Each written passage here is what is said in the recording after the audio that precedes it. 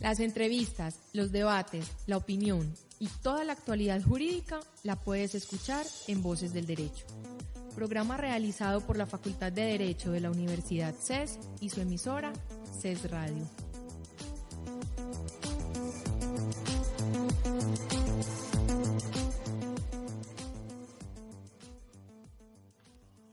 Hola, saludo cordial a todos los oyentes que nos acompañan hoy en Voces del Derecho, programa realizado por la Facultad de Derecho de la Universidad CES, facultad que se encuentra en proceso de acreditación en alta calidad y su emisora en Internet, CES Radio.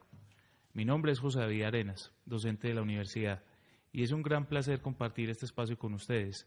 En el programa presentaremos pensamientos y resultados de investigaciones sobre problemas jurídicos de actualidad de la región y del país. Este programa se transmite todos los lunes a las 8 de la noche por CES Radio. Si desean escuchar el programa fuera de la hora indicada, ingresen a los archivos de audio que están alojados en la página de la emisora, radio.ces.edu.co. Recuerdo a todos nuestros oyentes que a través de las redes sociales también pueden participar en nuestro programa. En Facebook pueden buscarnos como CES Radio y en Twitter seguir la cuenta CES_radio.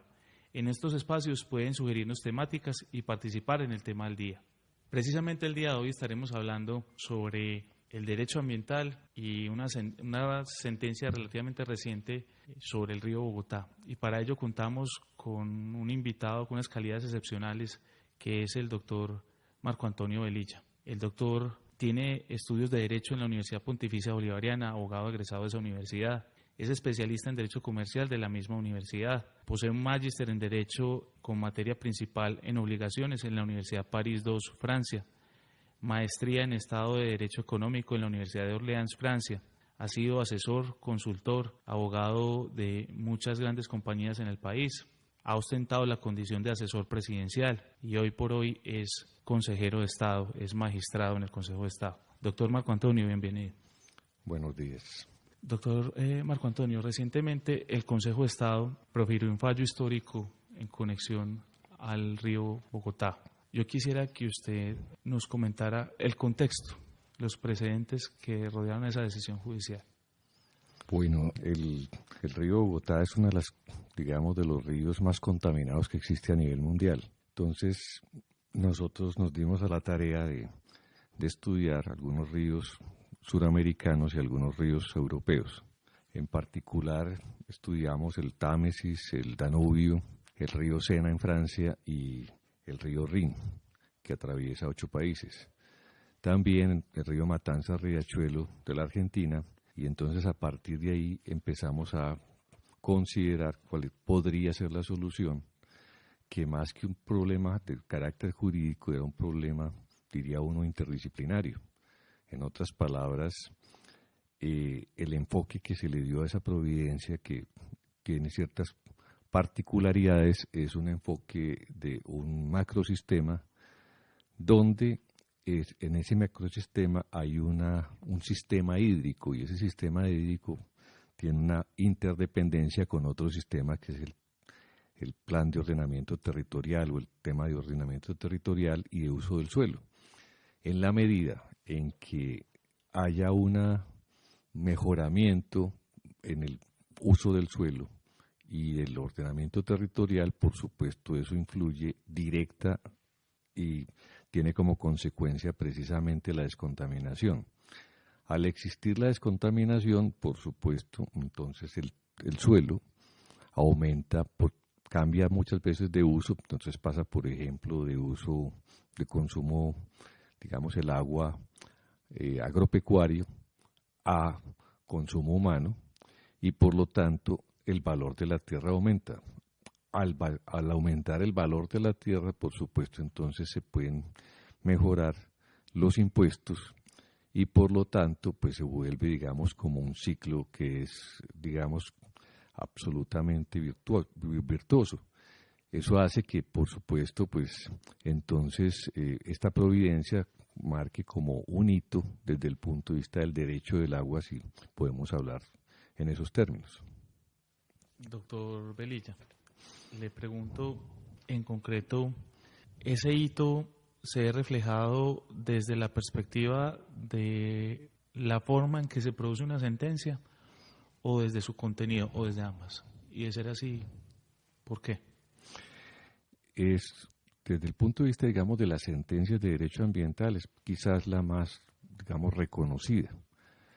Es una providencia que tiene una, digamos, una lectura y una constitución sistémica, de tal manera que es fundamental mirarla desde el punto de vista no solamente del derecho, sino también desde el punto de vista de las obras civiles, desde el punto de vista de los problemas técnicos, desde el punto de vista de la integración, ya decíamos, entre dos sistemas que a su vez tienen sus propios subsistemas, el hídrico y el de ordenamiento territorial, y por lo tanto, pues, digamos, también desde el punto de vista de la elaboración metodológica. Como eran 72 los demandados, digamos, era casi que materialmente imposible manejar una audiencia donde estaban los grandes apoderados del país, porque precisamente estaban representando no solamente a 23 entidades del orden nacional y departamental, municipal, sino que también precisamente, pues, si uno plantea desde el punto de vista de lo que se denomina una región hídrica, existían 53 municipios. Entonces, por lo tanto, el manejo de una audiencia, pues, hacía casi que imposible, con un expediente que tiene 16.000 folios, el poder producir una providencia que fuera, diría uno, como pertinente. Entonces, la parte metodológica también, que la podemos considerar más adelante, es un trabajo que se hace con unas reuniones interinstitucionales donde participa la Contraloría y la Procuraduría, que por supuesto venían atendiendo este tema de muchos años atrás y por lo tanto no era desechable, digamos, la memoria y la historia que tenía cada una de esas instituciones. Como no se podía contar para todas las reuniones, que fueron 50 reuniones con todos los actores, entonces los interrogantes se hicieron a través fundamentalmente de los procuradores delegados y los contralores delegados para minas, para medio ambiente, etcétera, con el propósito precisamente de que el despacho pudiese escuchar, no preguntar, dentro de esas reuniones y pudiera así de alguna manera como mejorar, incrementar su criterio para la lectura misma, digamos, de los aspectos probatorios que constaban en el expediente. Entonces, eso hizo que precisamente, digamos, el trabajo, todas esas zonas grises que existían a partir de precisamente, digamos, de enfrentamientos de carácter técnico, enfrentamientos de carácter financiero, de carácter económico, desde el punto de vista mismo de las soluciones, pudiesen de alguna manera verse esclarecidas con estas reuniones interinstitucionales que constaban como tales, pero que no hacían parte propiamente del expediente. Hace usted menciona el enfoque sistémico y lo menciona en el contexto de esta sentencia que es muy propia de derecho ambiental. Ese enfoque podría significar un cambio, una revolución en el enfoque en que los jueces aplican las sentencias. ¿Podría ser aplicado ese enfoque a cualquier tipo de decisión judicial? Noto que en algunos escritos o resúmenes sobre la sentencia se hace alusión al concepto de reglamentación por oposición al concepto de regulación. Y se hace mucha mención al enfoque sistémico que usted menciona, doctor. ¿En qué medida ese enfoque puede ser aplicado a otras sentencias o puede llevarse a otros escenarios judiciales? Lo que pasa es que ya precisamente hemos dado un gran paso cuando creamos el Departamento de Derecho Económico del Externado, porque ya el derecho no es simplemente curativo, el derecho se tiene que volver proactivo. Entonces podríamos hablar como de un derecho primero preventivo, de un derecho prospectivo.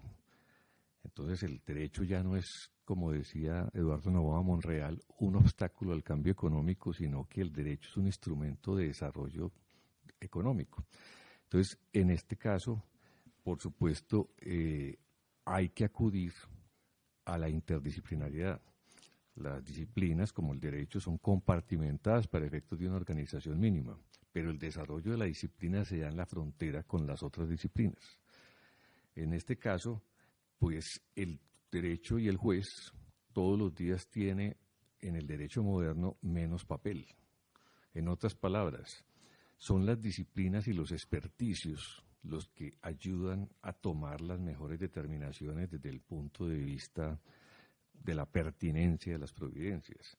No se trata de hacer una cantidad de citas de autores, sino precisamente de que la providencia y la sentencia realmente solucione y transforme esa realidad que se pretende solucionar. Eso implica el que nosotros acudamos a otras disciplinas, por ejemplo, como la economía, y por lo tanto, en el caso, por ejemplo, del río Bogotá, a lo que se denomina como un marco lógico en la economía, es decir, en esos dos sistemas, decíamos el sistema hídrico y el sistema de uso del suelo y ordenamiento territorial, a su vez existen unos subsistemas. Entonces el río tiene una cuenca alta, una cuenca media y una cuenca baja. Entre sí, todos los subsistemas tienen, digamos, unos problemas comunes. Por ejemplo, la falta de oxígeno en el agua, la contaminación, todo el tema de los vertimientos, de los diferentes, digamos que no se procesan esas aguas residuales por parte de los municipios, entonces obviamente no hay la forma de llevar eso directamente a las petales, sino que se vierte, digamos, toda esa carga orgánica al río. Entonces, dentro de un marco lógico, un economista hace, diría uno, como un análisis de cuáles son las prioridades de corto plazo, cuáles son las prioridades de mediano plazo y cuáles son las prioridades de largo plazo.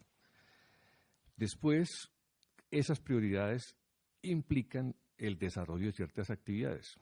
Y el desarrollo de esas ciertas actividades tiene que ser cuantificable, tiene que ser medible. Nosotros tenemos que dejar de ser tan retóricos y precisamente acudir a indicadores de carácter económico para que cuando exista un comité de verificación, por supuesto, ese comité pueda establecer cuál es el grado de cumplimiento de la sentencia. No simplemente limitarnos como magistrados o como apoderados a citar autores y a extrapolar autores a realidades distintas. Entonces, de tal manera que uno pueda casi que perfilar cuál es el tiempo que se va a llevar de solucionar lo básico desde el punto de vista de la descontaminación y el mejoramiento del uso del suelo, hasta llegar inclusive a lo paisajístico, a lo lúdico, a lo recreativo, como se está haciendo pues en otros ríos. Nosotros tenemos una gran diferencia, por ejemplo, con los ríos europeos, porque los ríos europeos atraviesan diferentes países. De tal manera que cuando se da, por ejemplo, una contaminación en un país, el otro país puede, que recibe el río, puede de alguna manera actuar contra el país contaminador. Eso hace que haya una responsabilidad, digamos, compartida del río. Nosotros, como tenemos un país tan rico, entonces los ríos nacen en nuestro país y desembocan en los dos océanos que tenemos. Pero no nos damos cuenta que todo eso es un sistema. Entonces, por ejemplo, esta gran cloaca que es el río Bogotá, desemboca en el río Magdalena. Y el río Magdalena, a su vez, en Bocas de Ceniza, puede afectar precisamente toda la parte de las Islas del Rosario y todos, digamos, los corales y la riqueza que tienen esas islas. En la medida, por ejemplo, en que ahora el gobierno se ha, de alguna manera, fijado en la tarea de dragar el río Magdalena, lo único que vamos a hacer es aumentar la velocidad por una supuesta navegabilidad y entonces, por supuesto, la capacidad del daño ecológico va a ser mayor porque va a ir con más fuerza contra las Islas del Rosario y por lo tanto la destrucción va a ser acelerada y vamos a verter toda la inmundicia de Bogotá y de sus municipios directamente en las Islas del Rosario. Entonces, eso implica el que pensemos la realidad como una realidad compleja. Y, por supuesto, que los instrumentos jurídicos sean precisamente unos instrumentos que sean los más eficientes para hacer las soluciones, digamos, parciales de corto, mediano y largo plazo, y que esas soluciones sean cuantificables y medibles, porque si no, lo único que nos estamos diciendo es mentiras. Entonces, a mí me parece que es trascendental el cambio de mentalidad del abogado, el cambio de mentalidad del juez, para que las providencias sean realmente pertinentes y muchos de los problemas que de alguna manera nosotros teorizamos se vuelvan, digamos, soluciones que sean soluciones que muchas veces nos participan otras disciplinas distintas. Por ejemplo, si uno va a hablar de derecho económico, entonces el juez no se puede inventar, por ejemplo, la estructura del mercado. El mercado ya es. El mercado no se lo imagina el juez. Uno puede llegar, por ejemplo, a absurdos como el que llegó el Consejo de Estado, del que yo hago parte, y obviamente con un salvamento de voto mío feroz en el caso del tercer canal. Entonces, porque el magistrado ponente y la sala no saben qué es competencia. Entonces, el problema es que a ellos les parece que 2 son más competencia que 3. O sea, que Caracol y RCN son 2, que es un oligopolio, y que entonces la presencia de un tercer canal dice que atenta contra la competencia, cuando es otra opción precisamente dentro del que tiene el usuario, el consumidor, el hombre, que es, digamos, la finalidad del sistema económico y del sistema jurídico. Yo siento aquí algo que entra en choque con una cultura jurídica muy arraigada que existe en Colombia. Y es una cultura eminentemente positivista y eminentemente formalista.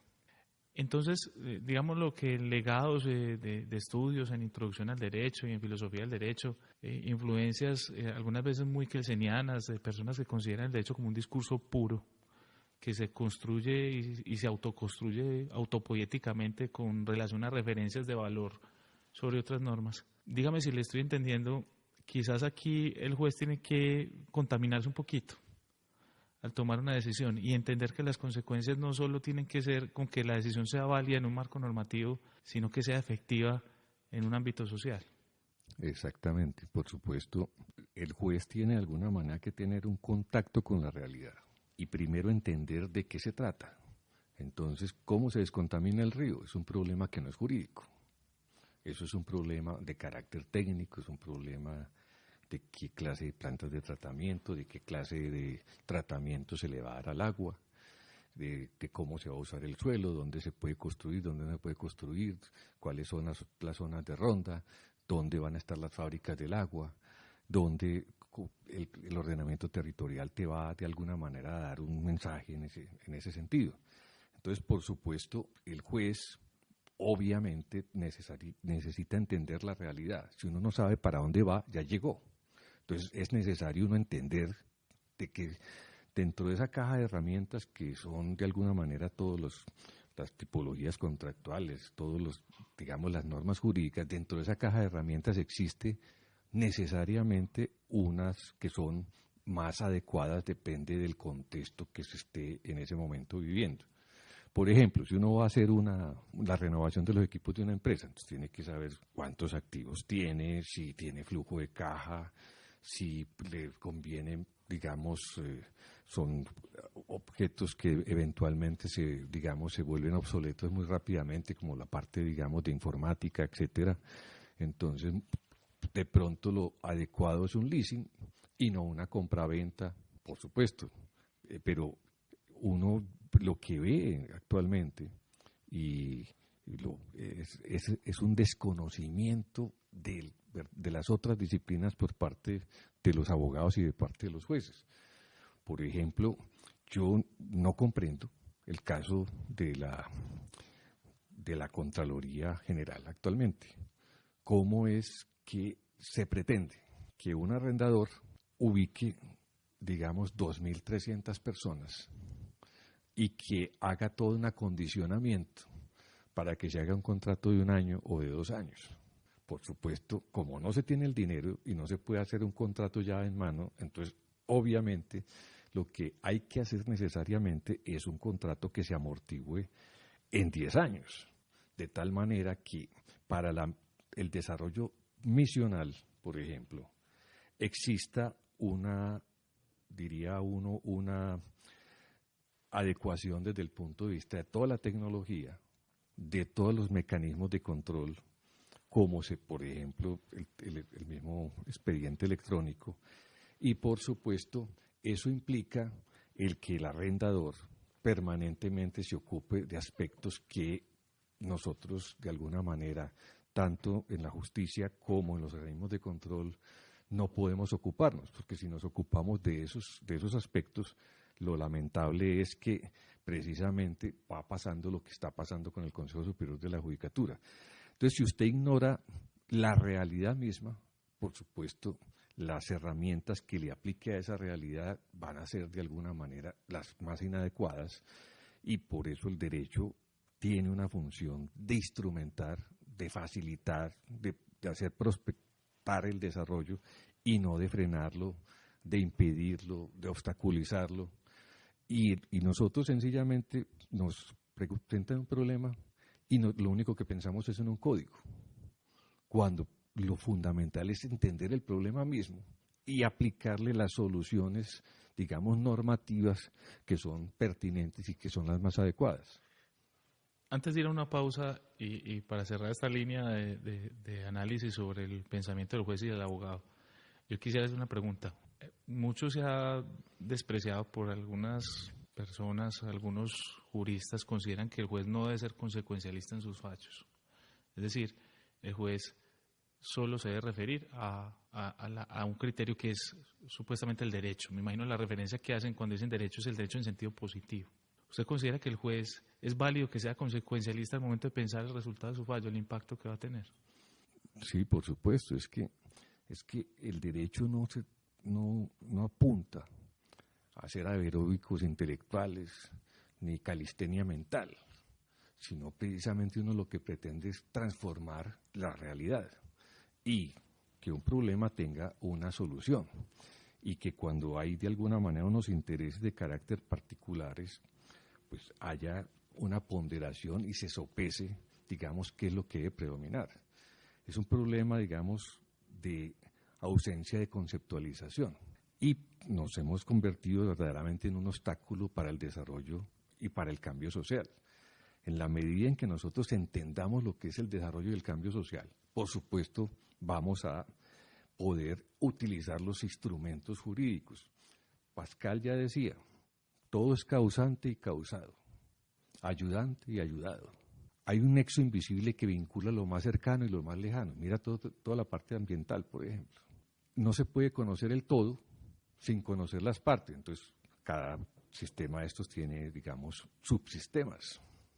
No se puede conocer la parte sin conocer el todo. El todo está en la parte y la parte está en el todo. Y adicionalmente, la suma de las partes da más que el todo y la suma de las partes da menos que el todo. La suma de las partes da más que el todo, por ejemplo, porque en la medida en que todas estas instituciones que se reúnen para una providencia tienen una serie de competencias, una serie de recursos financieros que están permanentemente atomizados. Cuando ya se reúnen todos esos recursos, por supuesto, ya hay una sinergia, en pensamiento sistémico se llama emergencias, pero por supuesto, también la suma de las partes da menos que el todo, porque en la medida en que se reúnen, pues todos tienen que poner las cosas sobre la mesa, tienen que hacer las cosas mucho más transparentes, ya no pueden comprar la misma consultoría, sino que se hacen economías de escala, y por lo tanto diría uno que el poder, entre comillas, se disminuye para poderse precisamente integrar. O sea, se deja una parte, digamos, de esa personalidad jurídica, desde el punto de vista filosófico, en función del sistema, en función de una organización que es la que va a permitir que precisamente la providencia finalmente lleve a obtener los resultados necesarios. Vamos a una pausa para volver a hablar en más concreto sobre las pretensiones de la sentencia, de la demanda y la resolución en la sentencia. En Voces del Derecho conocerás la actualidad jurídica con la visión profesional y especializada de expertos académicos. Por medio de entrevistas, debates y opinión se abordan temas sociales en un lenguaje sencillo. Voces del Derecho, programa realizado por la Facultad de Derecho de la Universidad CES y su emisora CES Radio.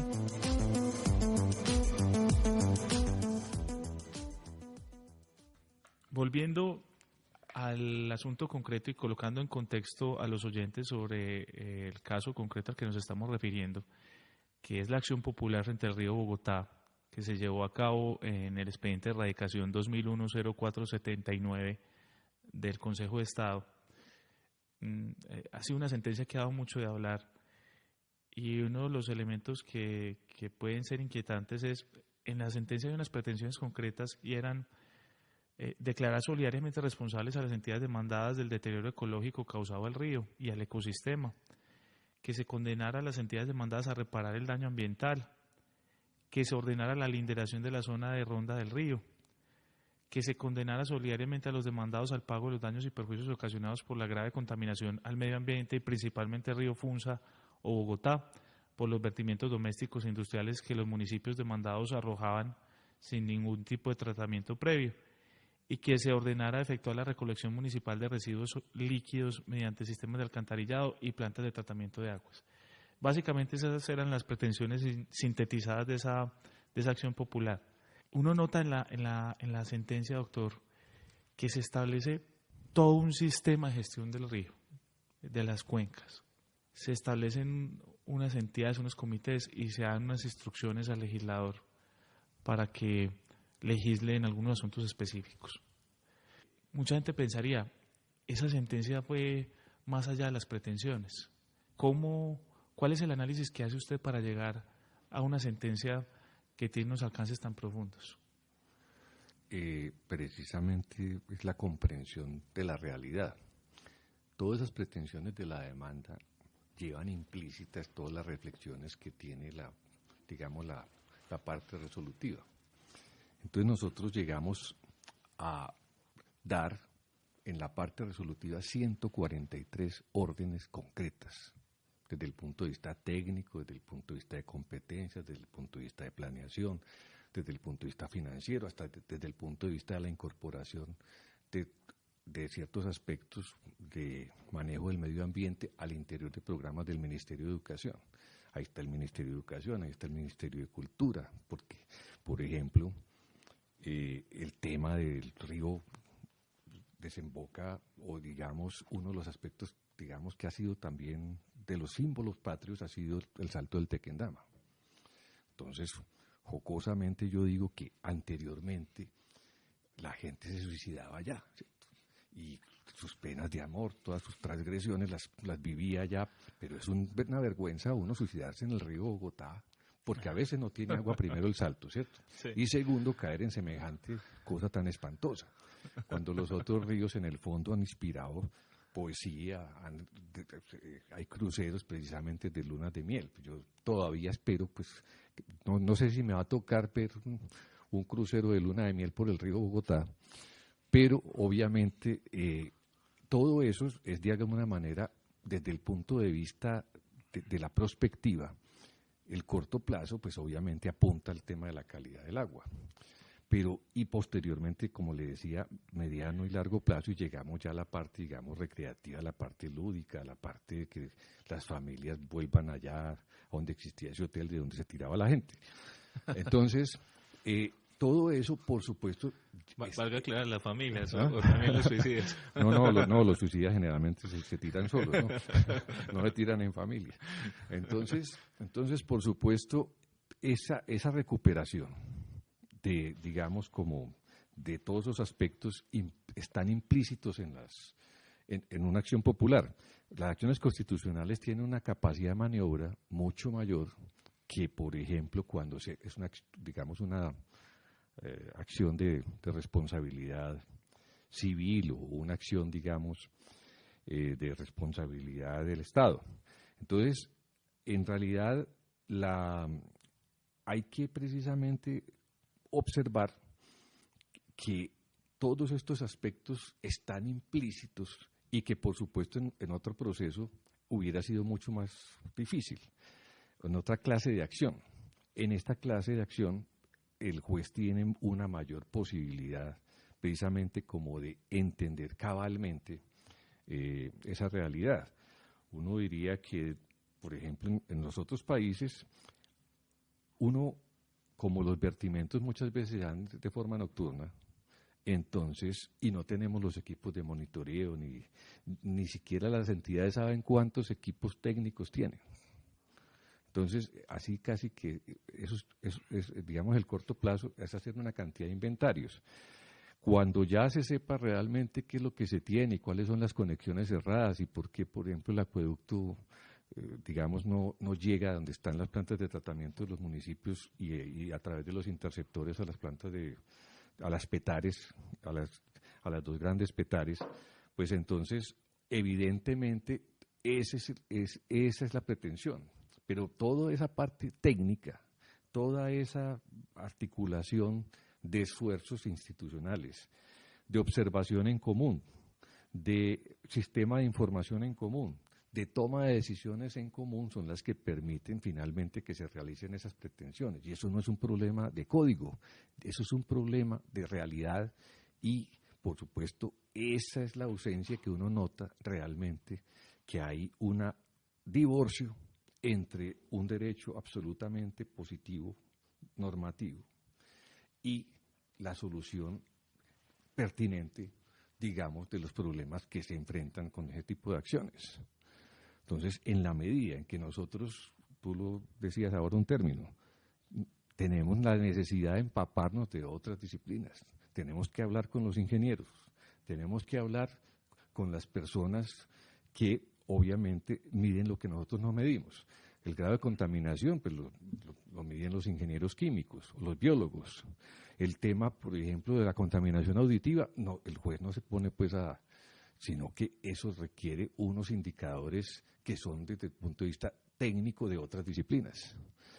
Entonces, evidentemente, todo eso confluye y está implícito dentro de las pretensiones. Entonces, lo que nosotros en el fondo, para tratar de redondear, buscamos es leer lo mismo de una manera distinta. Tenemos que ver lo mismo de una manera mucho más integral para poder precisamente tratar la complejidad de los problemas con soluciones complejas. Un problema complejo no admite soluciones simples. Un problema simple se puede enfrentar con soluciones simples. Por ejemplo, una vía. Entonces, una vía tiene dos sentidos. A nadie se le ocurre un tercer sentido pues que atraviese, salvo que sea como un túnel o que sea un puente levadizo. Pero un problema complejo implica evidentemente un razonamiento, una reflexión de carácter complejo. Y precisamente por la complejidad del fallo y algunas interpretaciones correctas, algunas malas interpretaciones, muchas opiniones sobre él. Yo quisiera, hay escasez de tiempo, doctor, y obviamente no podemos resumir un fallo tan extenso en esta entrevista, pero cuando menos la parte resolutiva, ¿qué aspectos recuerda usted puntuales de la parte resolutiva en conexión a los problemas complejos puntuales que se encontraron en torno al río Bogotá? Por ejemplo, ¿cómo podríamos ambientar a los oyentes de esa decisión? A ver, es difícil hacer una síntesis, pero bueno, en realidad el fallo busca primero, decíamos, articular esa interdependencia entre el sistema hídrico y el sistema de uso del suelo y el ordenamiento territorial. Entonces, para eso, por supuesto, se busca que haya una gestión integral de las cuencas. Esa gestión requiere una gerencia. el ministerio traza las grandes políticas de medio ambiente, las corporaciones son las que tienen los dineros y son la autoridad ambiental. En este caso, hay, por ejemplo, Secretaría de Ambiente del distrito y Secretaría de Ambiente del departamento.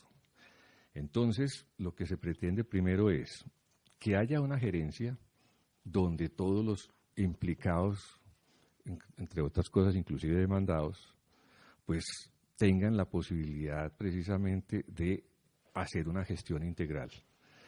Segundo, que tengan un observatorio común.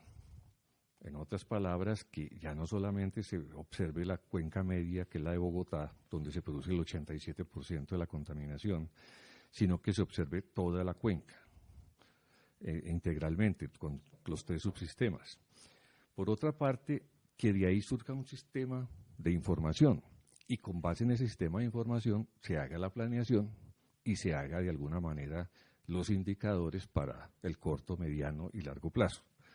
Por otra parte, que el plan de ordenamiento de la cuenca se articule con todos los planes de ordenamiento territorial, los POTS, los SBOT, los BOTS, que son de alguna manera todos los municipios que tienen más de 100.000 habitantes, entre 100.000 y 30.000 o menos de 30.000.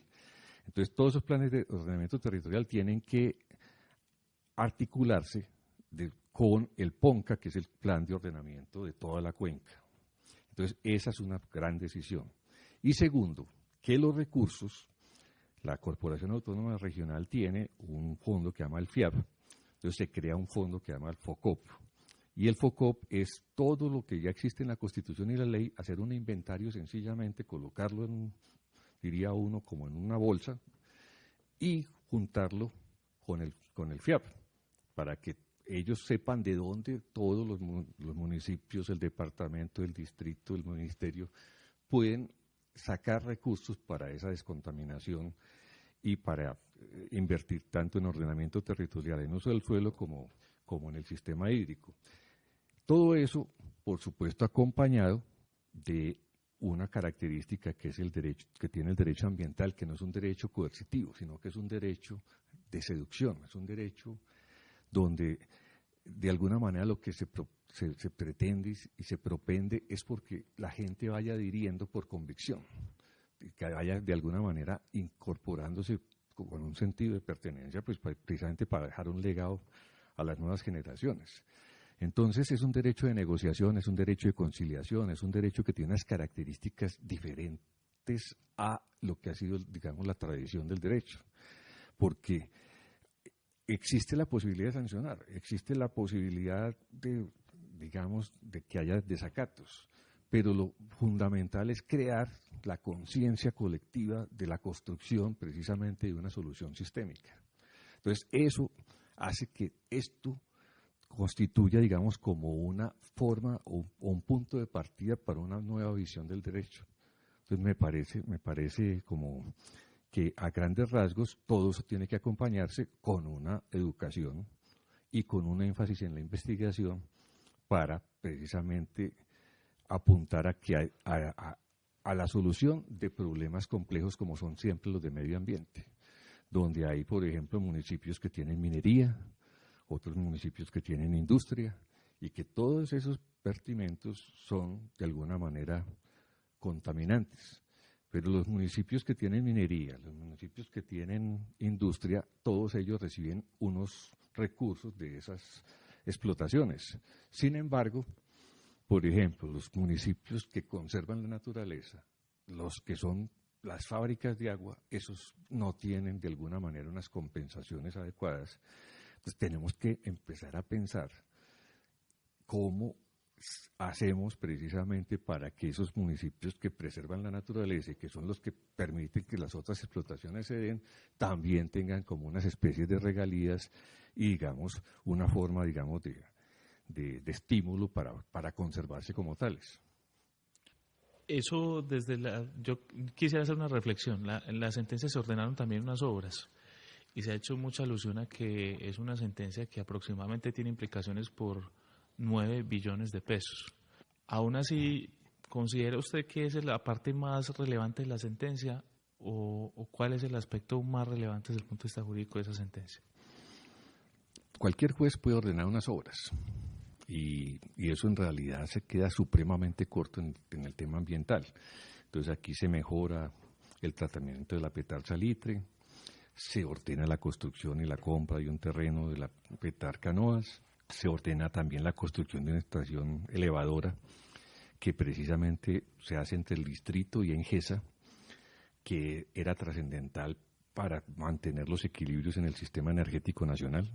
Se ordena la construcción de unos parques ecoeficientes para, digamos, solucionar el problema de las cortiembres, que son actividades contaminadoras de siempre, y por supuesto, digamos, pero son la economía, por ejemplo, de Villapinzón y de Chocontá, casi cuando nace el río allá en el páramo, entonces inmediatamente después ya, y estas personas vierten por la noche, en este momento ya, por ejemplo, en lo que va corrido del término de la sentencia, ya hay 20 cortiembres que se han de alguna manera legalizado, porque todo eso es precisamente informal.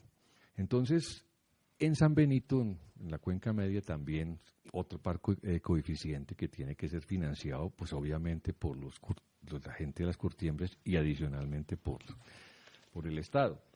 Entonces, todo esto, digamos, sí, asciende eventualmente a una suma, digamos, de 9 billones, pero más importante que todo eso es que realmente las personas se inserten dentro de una educación ambiental que permita que haya producción limpia, que haya unos, digamos, unos criterios por supuesto, de reciclaje, y que las empresas públicas de alguna manera hagan, digamos, se repiensen para que verdaderamente presten unos servicios públicos eficientes y por lo tanto se eviten, digamos, muchos de los aspectos que trae la sentencia, por ejemplo, como el tema de saneamiento, el tema de, digamos, de muchos de los derechos colectivos que se ven allí, diría uno, infringidos.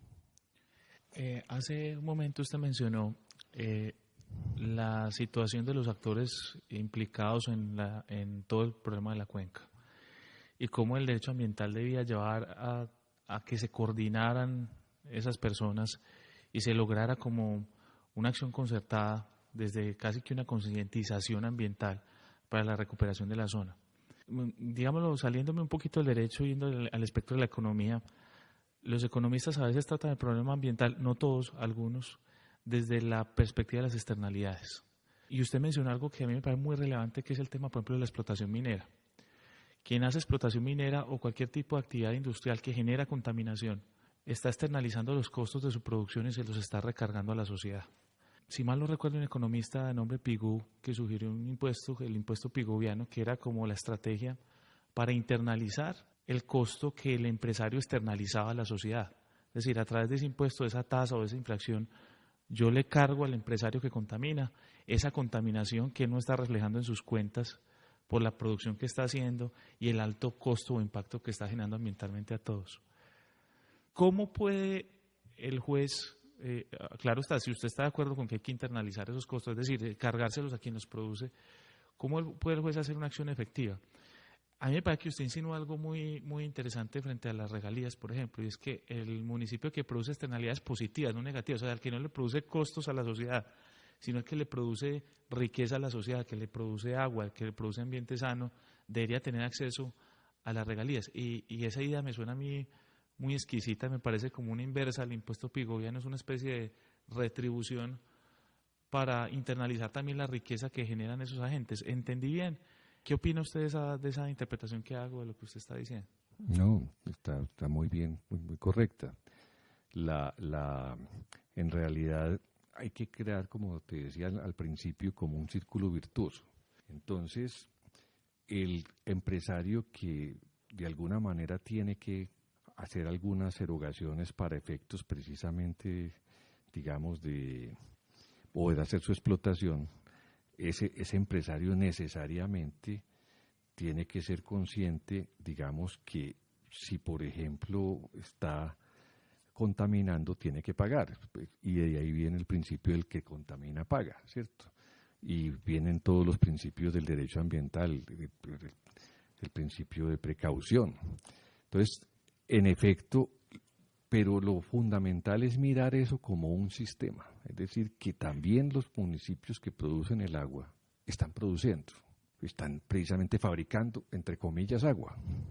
Y por lo tanto, con esa agua es que se va a explotar lo minero y se va a explotar lo industrial. Y entonces, por lo tanto, todos de alguna manera tienen necesidad, por supuesto, de permanecer cada uno dentro del sistema. ¿Qué es un sistema? El sistema, digamos, los teóricos de los sistemas hablan de la unidad de esa diversidad. Entonces, la fábrica de agua, el industrial y digamos, la empresa minera, por supuesto, todos son complementarios.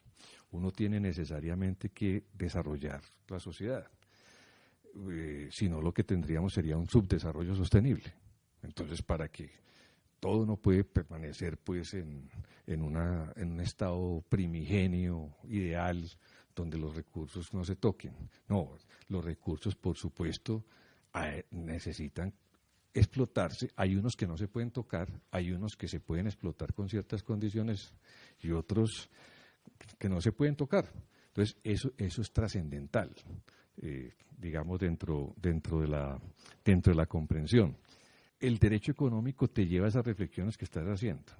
Entonces, por ejemplo, si un empresario está contaminando, digamos, una empresa que queda ahí en Girardota, pues que hay tantas, entonces evidentemente esas personas, como casi toda la población y casi todos sus trabajadores son de allí, por supuesto no va a querer tener trabajadores enfermos.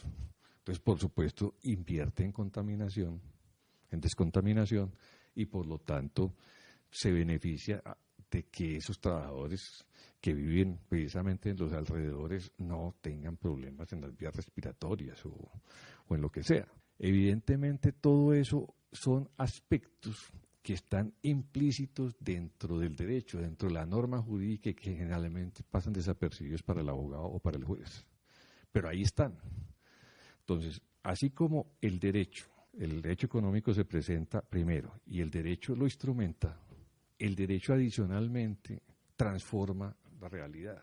El derecho tiene unos aspectos como en el caso del derecho ambiental, solidaridad, el tema, diría uno, ambiental, el tema de los bienes colectivos, que le impone a la realidad y que obviamente uno tiene que leer al interior de las pretensiones, que aparecen, digamos, enunciadas de una manera muy formal, pero que implican otros conceptos que son mucho más profundos y que, por supuesto, apuntan a que haya un sistema. Entonces te decía, unidad de la diversidad, complementariedad de unos aparentes antagonismos que son todas estas, el que crea el agua, el que explota industrial, el que explota el minero. Singularidad con solidaridad, o sea, cada cual en sus competencias constitucionales y legales, pero evidentemente con un fin que es precisamente un sistema de solidaridad y una autonomía con interdependencia. Entonces, todo eso requiere implementarse y es un poco porque esta sentencia se va de alguna manera para el Plan Nacional de Desarrollo y se va como modelo de gestión integral de las diferentes cuencas y, por supuesto, de por qué, digamos, el ánimo de la Dirección de Planeación Nacional y el ánimo del Ministro de Ambiente es el que todo eso se proyecte a las otras cuencas del país. Antes de una conclusión, hasta realizamos una pausa.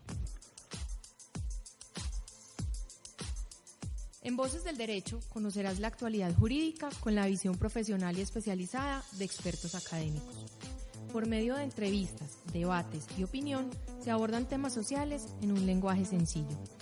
Voces del Derecho, programa realizado por la Facultad de Derecho de la Universidad CES y su emisora CES Radio.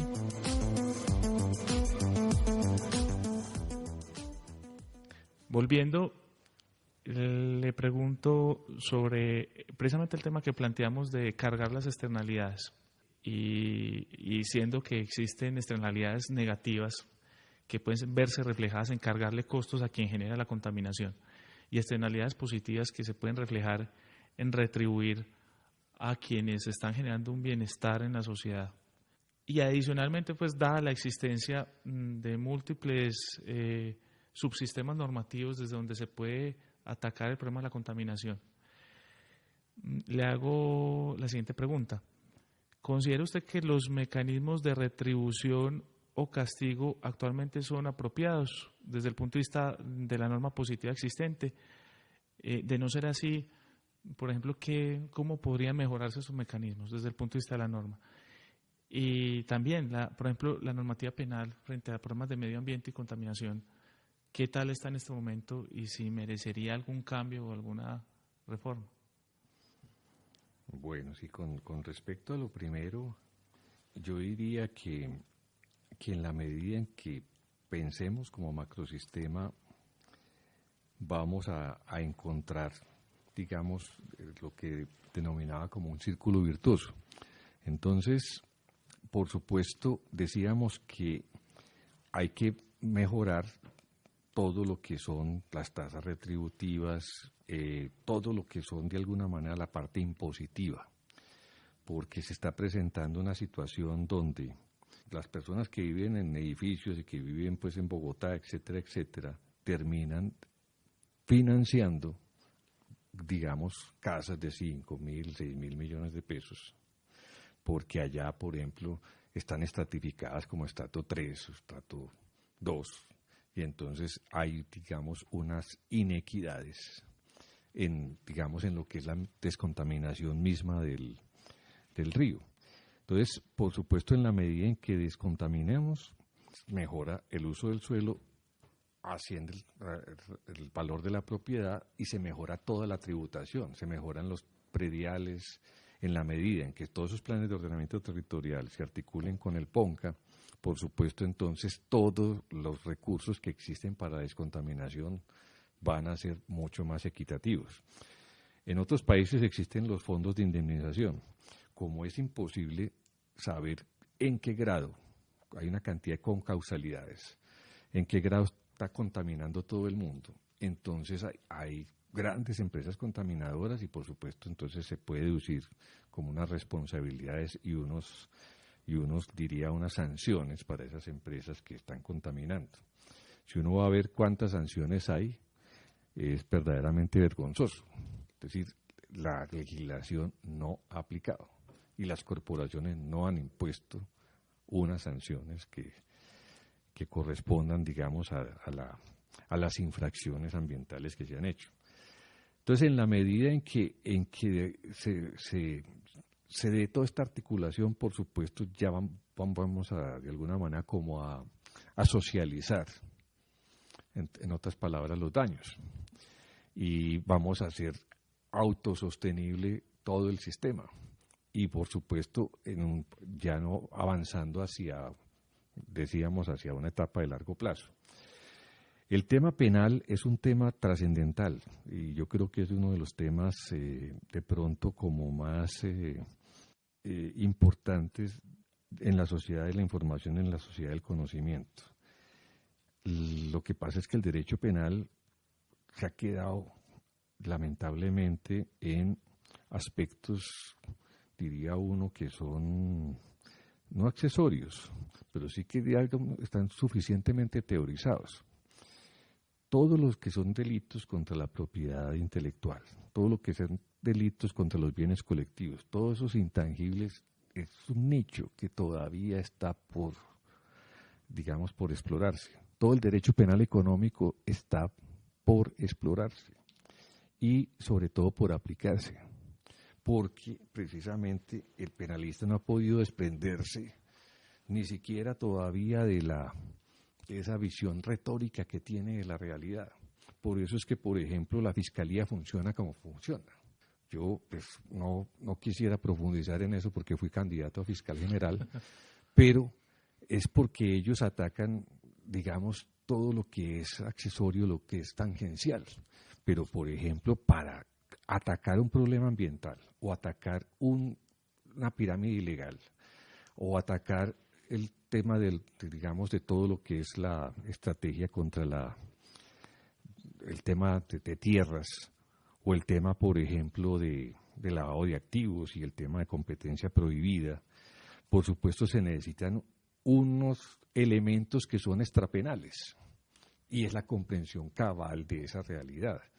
Entonces, si por ejemplo, los que hacen una pirámide legal o los que hacen una contaminación ambiental son, digamos, los que tienen el dinero para precisamente hacer ese tipo de ejercicios, entonces se necesita una visión del penalista que capte esas dimensiones, porque ellos tienen los mejores asesores. Entonces, por ejemplo, existen unos tipos penales de captación ilegal, por ejemplo, y esos tipos penales, ellos de alguna manera les van a colocando ciertas arandelas, ciertas modificaciones, de tal manera que la tipificación de la conducta se hace casi que imposible, porque van mutando, hay una metamorfosis permanente que hace que la tipificación sea absolutamente imposible. Entonces se requiere, por supuesto, un equipo interdisciplinario que trabaje con el penalista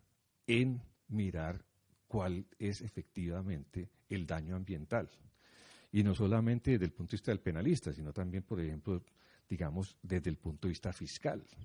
¿Cuál es el daño fiscal que se produce por la contaminación? Por ejemplo, todo lo que pasó en Santa Marta, todo con el tema del carbón, todo lo que está sucediendo pues en los diferentes, digamos, temas mineros. Ahí hay un terreno por explorar por parte de los penalistas y por parte, a través inclusive de establecer los hechos a partir de acciones populares.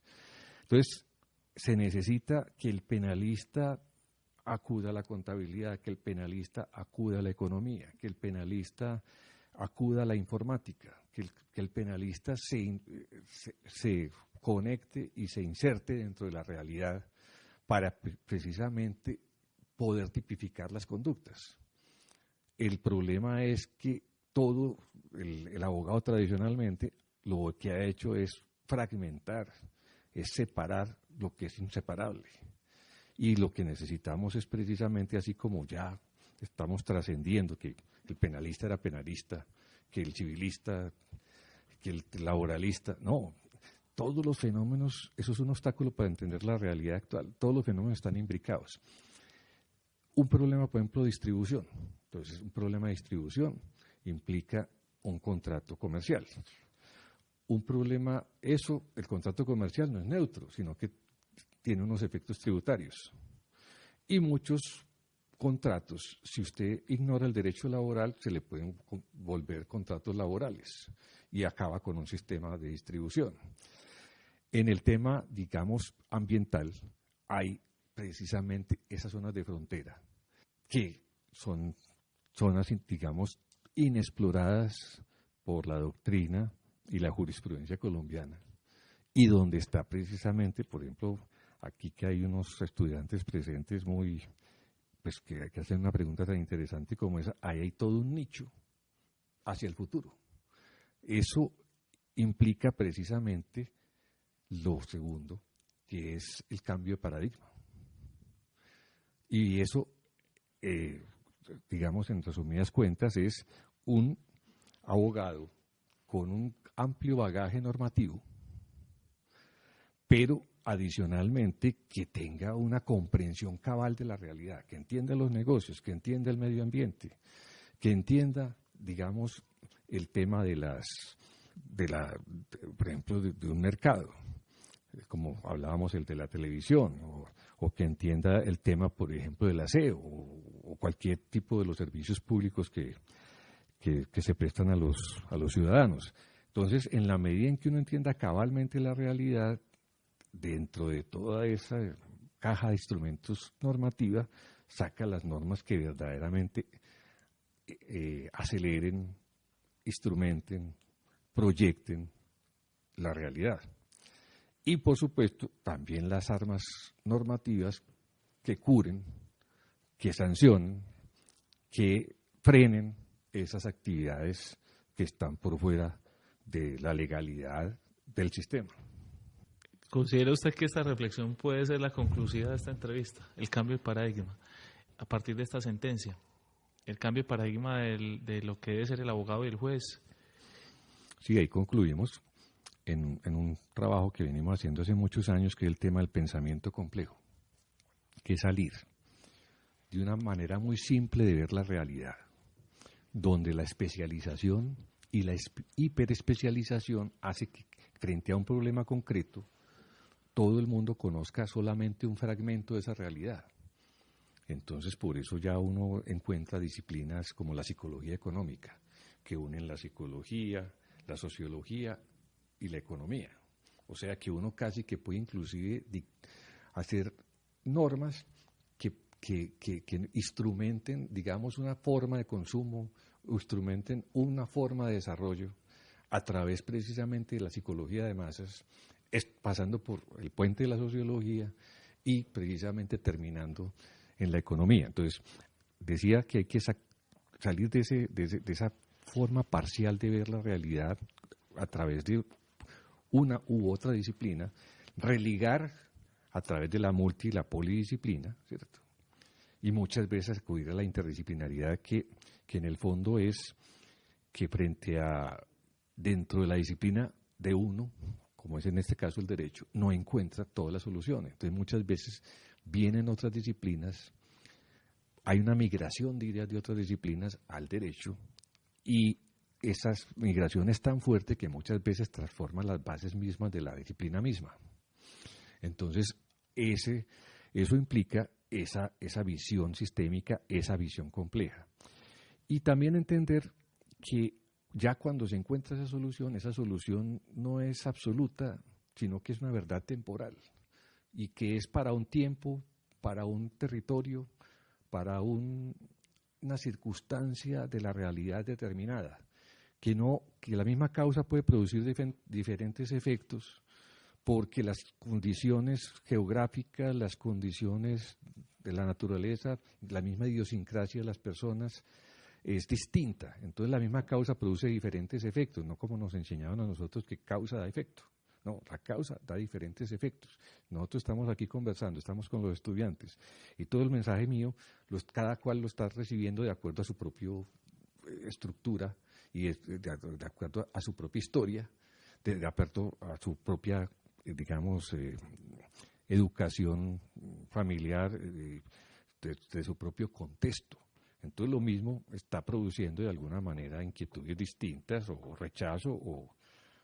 Entonces es fundamental que pensemos complejamente y que le apliquemos ese pensamiento complejo al derecho, que los problemas complejos requieren soluciones complejas, que los problemas simples admiten soluciones simples, pero que cuando usted le aplica una solución simple a un problema complejo, por ejemplo, como todo el problema de paz, lo único que hace es exacerbar el problema.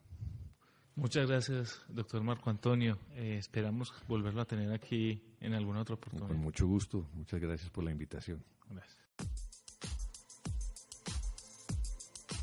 Las entrevistas, los debates, la opinión y toda la actualidad jurídica la puedes escuchar en Voces del Derecho. Programa realizado por la Facultad de Derecho de la Universidad CES y su emisora CES Radio.